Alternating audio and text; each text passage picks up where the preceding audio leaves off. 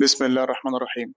اغلبنا سمع عن كلمه اي تي او يعرف حتى واحد صاحبه شغال في مجال الاي تي، واحنا كلنا في سن صغير. في ناس مثلا دلوقتي عندها 15 16 18 سنه، في واحد لسه مخلص جيش وعايز يعرف مجال الاي تي ده هل هو مجال اصلا كويس او مجال حلو، وبيكون من ايه، ويعني ايه اصلا كلمه اي تي، والناس بتوع اي تي دول بيشتغلوا ايه اساسا. ازيك؟ تعال نتكلم الاول ببساطه. يعني ايه كلمه اي تي؟ الاختصار بتاعها انفورميشن تكنولوجي.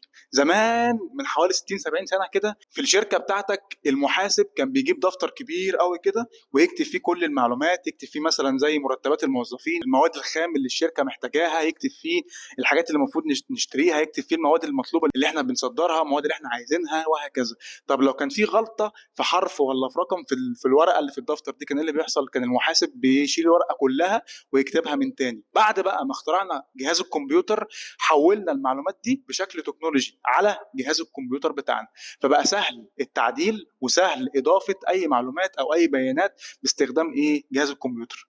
فالاي تي ببساطه انفورميشن تكنولوجي، يعني هو علم تحويل المعلومات او البيانات لشكل تكنولوجي، لشكل سهل وبسيط باستخدام الكمبيوتر، يسهل انا عليا حياتي واستخدمه في الشغل، في الشركه، في البيت، في ايا كان. طيب هل مجال الاي تي في منه مجالات؟ طبعا. اول مجال معانا مجال الكمبيوتر، هو ان احنا محتاجين نعرف الكمبيوتر مكون من ايه كهاردوير، كمكونات اقدر امسكها او اقدر اشوفها بعينيا، زي الرامات، زي الباور سبلاي، زي المعالج او اللي هو السي بي يو، زي كارت الجرافيكس مثلا او كارت الشاشه اللي عندك، وكمان سوفت وير زي البرامج اللي انت بتحملها، مثلا برنامج الاكسل اللي بيسهل على المحاسب ان هو يحط كل المعلومات ويحط الحاجات اللي هو محتاجها ويعدل كمان عليها، زي برنامج الوورد لو انت عايز تعمل دوكيومنتيشن او عايز تعمل نسخه لكتاب او نسخه لمشروع تخرج، وهكذا. زي الباوربوينت لو عايز تعرض برزنتيشن ليك، او عايز تقنع العميل بديل محتاجه، او عايز تقنع العميل بمعلومات معينه عايز توصلها، فتستخدم برنامج الباوربوينت. وبرامج تانية كتير بتسهل عليك عمليه ادخال وتعديل البيانات والمعلومات اللي داخله على جهاز الكمبيوتر. ده كده اول مجال او اول قسم، ده كده ايه؟ مجال الكمبيوتر. في كمان مجال تاني اسمه مجال الشبكات،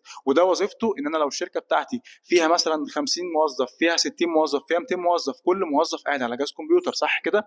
يبقى ده معنى ايه؟ الموظف بتاعي لو عايز ينقل ملف من الموظف رقم واحد للموظف رقم 50، هل بقى هياخد فلاشه ويتحرك بيها ويمشي ويروح ويحطها في الجهاز الثاني وهكذا؟ وموظف رقم 30 عايز يبعت ملف للموظف رقم 15، نفس الكلام. ما بقاش شركه كده، بقت محطه قطر، قاعدين احنا هنا كده في محطه قطر، صح؟ لا، مش هينفع. قسم الشبكات ده كله بقى وظيفته ايه؟ ان هو بيربط الاجهزه كلها اللي موجوده في الشركه بتاعت الموظفين كلهم عن طريق كابلات وباستخدام اجهزه الشبكات، زي جهاز مثلا اسمه سويتش، وزي جهاز اسمه الراوتر، علشان اسهل عمليه نقل الملفات والداتا بين الموظفين وبين بعضهم بكل سهوله وبكل بساطه. وكمان طبعا اقدر احميهم من اي فيروسات ممكن تدخل على الاجهزه دي كلها، واقدر اتحكم في الاجهزه ومين مسموح له يفتح ايه ومين مش مسموح له، وحاجات تانية كتير.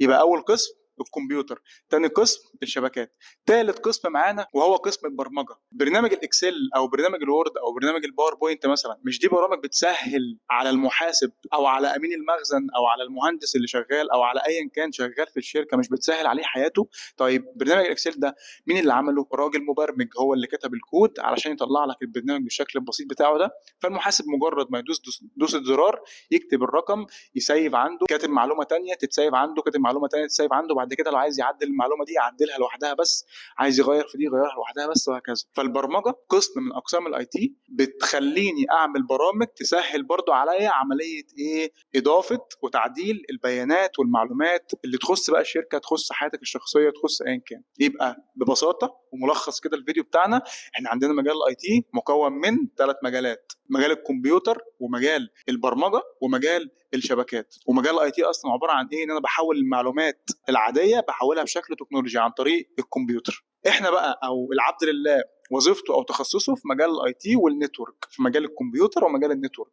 وحاليا الحمد لله في دبلومه كامله اسمها دبلومه الهيلب ديسك، هتعلمك كل شيء عن اساسيات الكمبيوتر وعن مبادئ واساسيات الشبكات، علشان تقدر بعد ما تخلص الكورس ده تشتغل على طول كاي تي هيلب ديسك، وتبقى اسمك اخدت اول سلمه او اول خطوه ليك في مجال الاي تي، واشتغلت في الشركه كمان على طول في خلال شهر شهر ونص. فيديوهات مسجله تقدر تشوفها في اي وقت وفي اي مكان، وهتلاقيني معاك على طول بتابع معاك، ومش هسيبك الا وانت ان شاء الله شغال وفي اول شركه ليك وكله تمام. تقدر تبعت لي على الواتساب، هتلاقي رقم هنا موجود. ولو عندك اي استفسار في المعلومات العامه اللي تخص مجال الاي تي عموما، او عندك اي مشاكل او اي لغط او اي سؤال جه في بالك، ابعت لي، اكتب لي في الكومنتات، هرد عليك حالا. ما تنساش تصلي على النبي. اشوفك على خير.